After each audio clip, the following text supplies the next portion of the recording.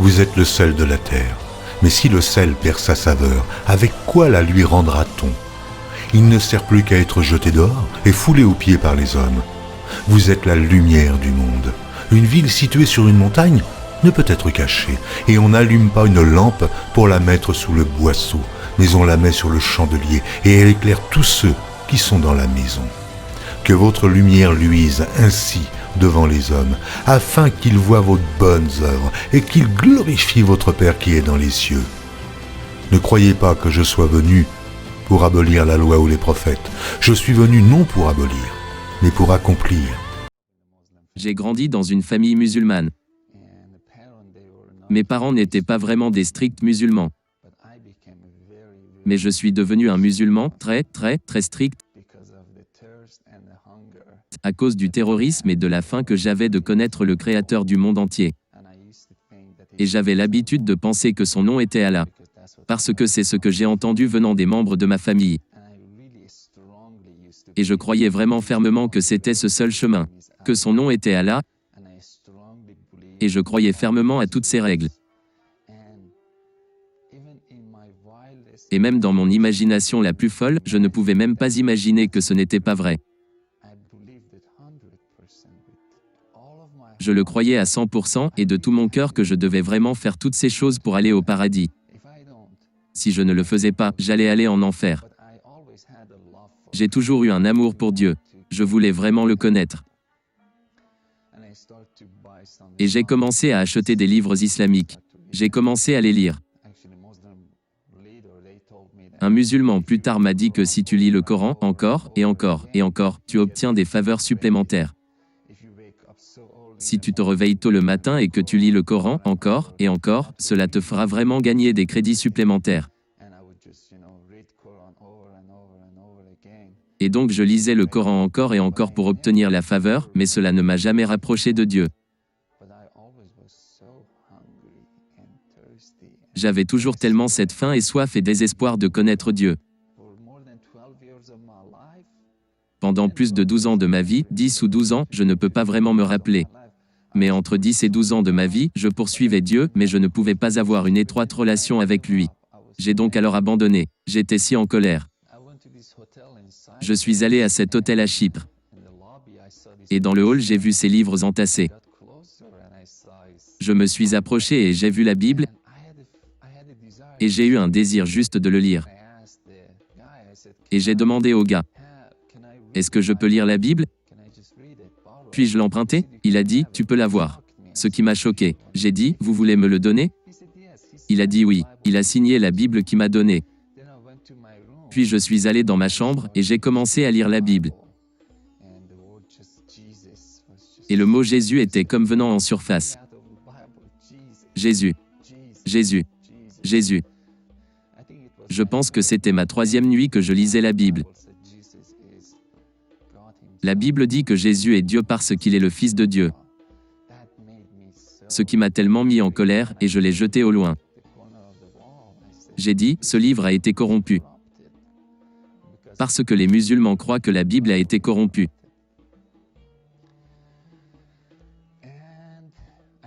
Et je n'ai pas touché la Bible pendant 3 ans. Personne ne m'a plus jamais rien dit à propos de Jésus. Je n'ai plus jamais rien entendu. Et après 3 ans, je suis allé dans cette école et mon professeur a commencé à me parler de Jésus.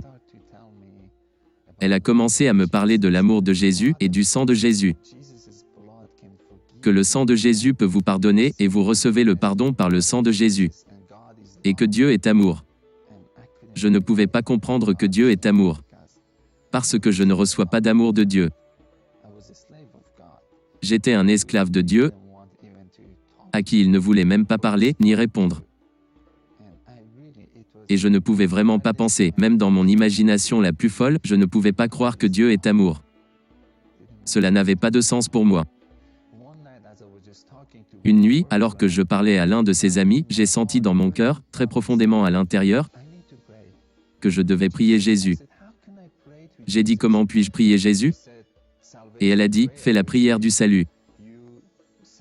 Qui est que vous dites, Jésus, je te reçois comme le Seigneur de ma vie. J'accepte ton pardon et je crois que tu es le Fils de Dieu. Mais je n'étais pas à l'aise avec cela. Je ne pouvais pas le dire. Je voulais être honnête. Et après 12 ans de ma vie à la recherche de Dieu, je suis arrivé au point où j'ai dit, tu sais, je dois être honnête. J'ai dit, puis-je prier dans ma propre langue? Elle a dit oui.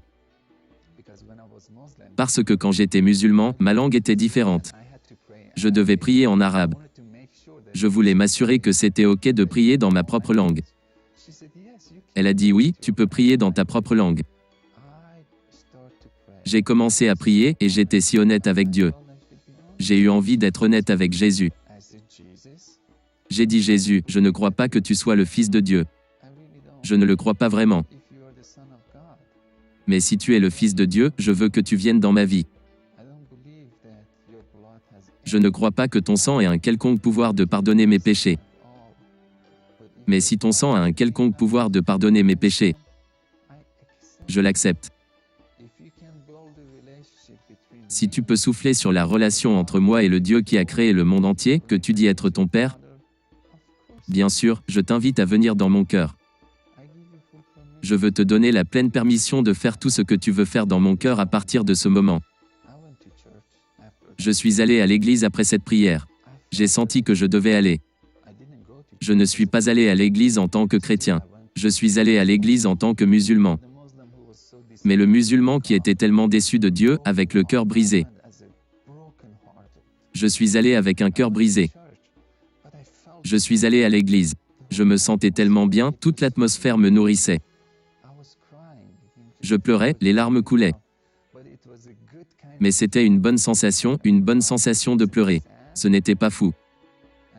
Et la troisième fois que je suis allé à l'église. Ce jour-là, j'étais un peu en retard. J'ai dû aller m'asseoir dans la toute première rangée de l'église. Cette grande église de 5000 personnes. J'étais tellement mal à l'aise de m'asseoir dans la toute première rangée, mais le service d'accueil m'a dit de les suivre. Donc je devais les suivre. Et comme ils ne pouvaient pas trouver de place, je suis donc allé à la toute première rangée de l'église. Et c'était l'endroit où j'ai rencontré Jésus. Le pasteur parlait, prêchait. Je ne pouvais vraiment pas comprendre sa prédication, parce que je n'avais aucune connaissance de la Bible. Et j'étais juste assis là, regardant autour, un peu ennuyé. Et j'ai vu un homme qui se tenait derrière le pasteur. Je pouvais voir l'épaisseur de la chevelure. Je commençais à regarder de plus près, puis il commença à marcher et cela a vraiment attiré mon attention.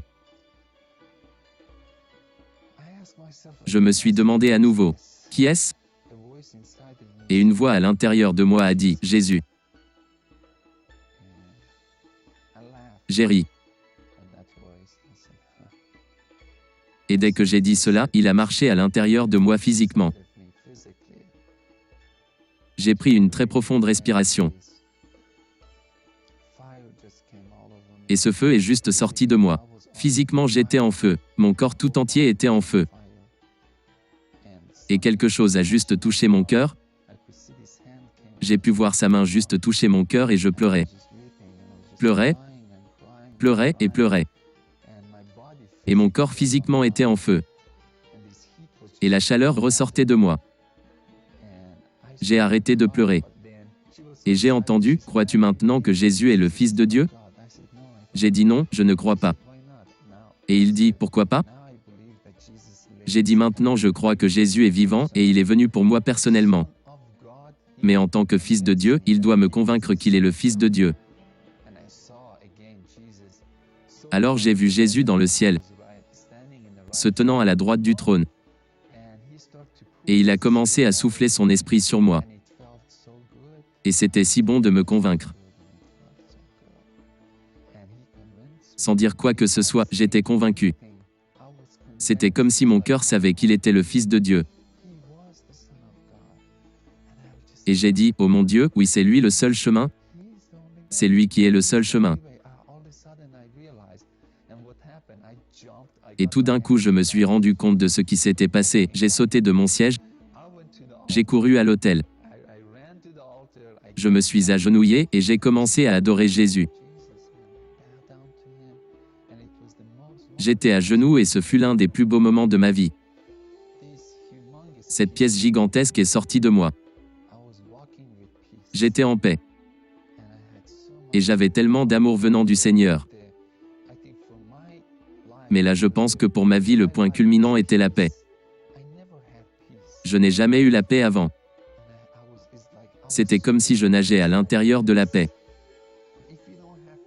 Si vous n'avez pas la paix, si vous n'avez pas vraiment de joie, si vous n'êtes pas vraiment sûr que vous irez au ciel, et si jamais vous n'avez jamais reçu d'amour de Dieu,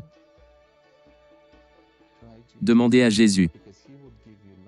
Parce qu'il vous le donnera de l'amour. Il vous donnera la joie, il vous donnera la paix. Vous n'avez pas besoin de croire les chrétiens. Allez à lui par vous-même. Allez à Jésus, il se manifestera de diverses manières. Parfois dans nos rêves. Mais le résultat est l'amour. La paix, la joie. Tout pouvoir m'a été donné dans le ciel et sur la terre. Allez, faites de toutes les nations des disciples, les baptisant au nom du Père, du Fils et du Saint-Esprit, et enseignez-leur à observer tout ce que je vous ai prescrit. Repentez-vous, car le royaume des cieux est proche. Produisez donc du fruit digne de la repentance, et ne prétendez pas dire en vous-même « Nous avons Abraham pour père », car je vous déclare que de ces pierres-ci, Dieu peut susciter des enfants à Abraham. Il vous baptisera du Saint-Esprit et de feu. Il a son vent à la main, il nettoiera son aire, et il amassera son blé dans le grenier, mais il brûlera la paille dans un feu qui ne s'éteint point. Celui-ci est mon Fils bien-aimé, en qui j'ai mis toute mon affection. Si vous pardonnez aux hommes leurs offenses, votre Père céleste vous pardonnera aussi. Mais si vous ne pardonnez pas aux hommes, votre Père ne vous pardonnera pas non plus vos offenses. Car il n'y a rien de caché qui ne doive être découvert, ni de secret qui ne doive être connu. Ce que je vous dis dans les ténèbres, dites-le en plein jour. Et ce qui vous est dit à l'oreille, prêchez-le sur les toits. Celui qui conservera sa vie la perdra, et celui qui perdra sa vie à cause de moi la retrouvera. Quiconque me confessera devant les hommes, je le confesserai aussi devant mon Père qui est dans les cieux. Mais quiconque me reniera devant les hommes, je le renierai aussi devant mon Père qui est dans les cieux. Mais si vous ne pardonnez pas aux hommes, votre Père ne vous pardonnera pas non plus vos offenses. Ne vous amassez pas des trésors sur la terre, où la teigne et la rouille détruisent, et où les voleurs percent et dérobent. Mais amassez-vous des trésors dans le ciel, où la teigne et la rouille ne détruisent point, et où les voleurs ne percent ni ne dérobent. Car là où est ton trésor, là aussi sera ton cœur. Voici ma mère et mes frères. Car quiconque fait la volonté de mon Père qui est dans les cieux, celui-là est mon frère, et ma sœur, et ma mère. Celui qui n'est pas avec moi est contre moi, et celui qui n'assemble pas avec moi disperse. Je vous le dis en vérité, tout ce que vous lirez sur la terre sera lié dans les cieux, et tout ce que vous délierez sur la terre sera délié dans le ciel. La pierre qu'ont rejetée ceux qui bâtissaient est devenue la principale de l'angle. Celui qui tombera sur cette pierre s'y brisera, et celui sur qui elle tombera sera écrasé. Mais quiconque veut être grand parmi vous, qu'il soit votre serviteur, et quiconque veut être le premier parmi vous, qu'il soit votre esclave. Donne à celui qui te demande, et ne te détourne pas de celui qui veut emprunter de toi. Vous avez appris qu'il a été dit, tu aimeras ton prochain, et tu haïras ton ennemi. Mais moi, je vous dis, aimez vos ennemis, bénissez ceux qui vous maudissent, faites du bien à ceux qui vous haïssent, et priez pour ceux qui vous maltraitent et qui vous persécutent, afin que vous soyez fils de votre Père qui est dans les cieux, car il fait lever son soleil sur les méchants et sur les bons, et il fait pleuvoir sur les justes et sur les injustes. Si vous aimez ceux qui vous aiment, quelle récompense méritez-vous? Les publicains aussi, n'agissent-ils pas de même? Et si vous saluez seulement vos frères, que faites-vous d'extraordinaire? Les païens aussi, n'agissent-ils pas de même? Soyez donc parfaits, comme votre Père céleste est parfait. Plusieurs faux prophètes s'élèveront et ils séduiront beaucoup de gens. Ce peuple m'honore des lèvres, mais son cœur est éloigné de moi.